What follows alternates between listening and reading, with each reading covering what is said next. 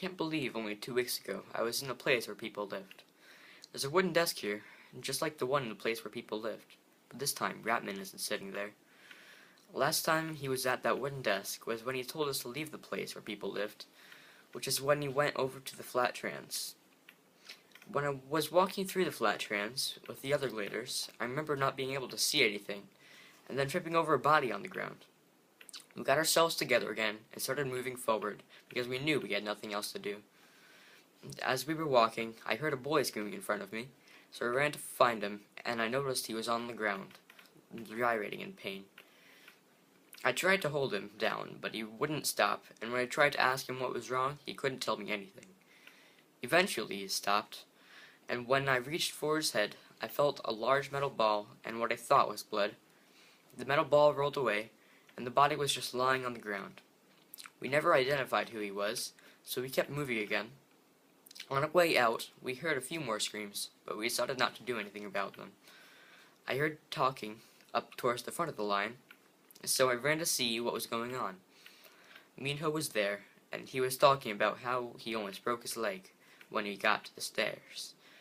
We tried as hard as we could to go up the stairs, even in the darkness, and even though I tripped a few times, I somehow made it to the top. Once I was at the top, there was this large door, and we tried to push it open, and when we finally got it, the blinding light of the sun made us immediately close it again. Someone tried to use their shirt to try to block the light. It didn't help much, but we managed to pull through and get out on the surface. When I looked around, all I saw was desert lasting for miles, and a city that seemed to be about 30 miles away.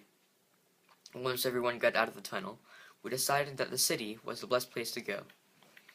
It took about 3 nights to finally get a good view of what was up ahead, and we noticed a small building that was closer to us and a bit to the west of the city. We decided that I would be the one to go check it out, and as I got closer, I noticed the figure of a girl standing right outside of the building. As soon as I saw her, I knew it was Teresa. I started running, and when I got there, she told me that I'll have to do some horrible things and go through some horrible things, but I would always have to trust her. Then when we started going back towards the group to tell them what she had to tell me, we started back towards the city, and the city, on about 5th night morning, we noticed something different about the sky. It was completely covered with clouds, and there were small flashes of light coming from them. It wasn't long until the rain and lightning started coming down. The lightning was awfully close, and a few of our group were struck by the lightning. We couldn't do anything to help them. We were so close when Minho got struck by lightning, and I knew that since he was my friend, I had to help him. I carried him on my shoulders to the city, and we met up on the first building that I saw. Somehow, we slept, and in the morning, we talked about our situation, and what we could do, and how we would get to the safe haven. Once we got on the topic of food, a strange Hispanic man looked over the edge of a hole in the ceiling, and told us that he could help us with food. He brought us to his food source with his most trusted member of this group, who he called Brenda, and we ate all the food that we could. As we were eating the food, I was sitting next to Brenda as I was eating. I suddenly heard a loud bang, and concrete started crumbling down onto us. I was separated from my group, and I was in a tunnel with Brenda. She told me that she knew how to get out of the tunnel, so I decided that I could trust her, and we started walking. We came across cranks, or in other words, people who had the flare. It seemed like they were pretty badly infected. We managed to fight them off, and we also got out of the tunnel. As we were walking outside, we noticed it was getting pretty dark, so we found an alley, and we slept in a truck. In the morning, when I woke up, I got up to see what was all the noise.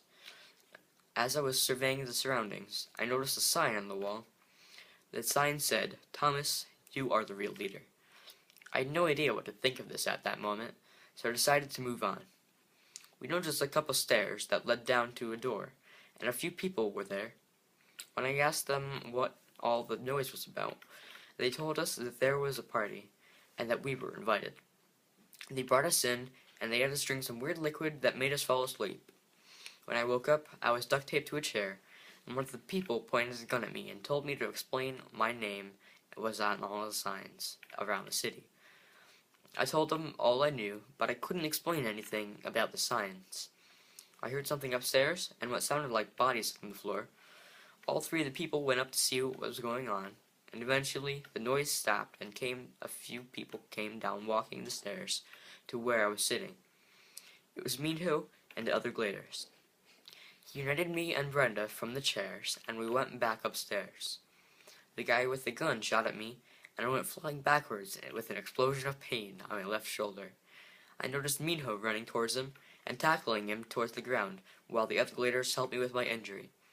I was brought outside, and after I faded in and out a few times, I noticed that something was wrong with me.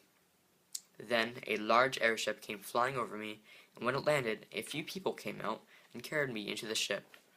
I fainted again, and when I got up there was no pain in my shoulder, and when I looked to see the damages, all I saw was a bandage over the wound. People were talking, saying things like, "How did a working gun get inside the city?" I realized that this wasn't a part of their plans, and they had saved me because they knew this wasn't supposed to happen. They brought me back down to other gladers, and they welcomed me back to the Scorch. We decided to start moving again, but we were soon stopped by a girl that looked like she came out of nowhere. And then, what seemed like about 30 more girls came out of nowhere and surrounded our group. Then they came closer, and they told us that all they wanted was me. I noticed Teresa in this group, and they put me in a bag in a way towards the mountains. Once we got to the mountains, they tried to make up a plan of how we could get up the mountain. They decided to carry me up on their shoulders. Once we got over a ledge, they let me out of the bag, and they tied me up to a tree. They told me that they wanted to kill me, but I convinced them not to.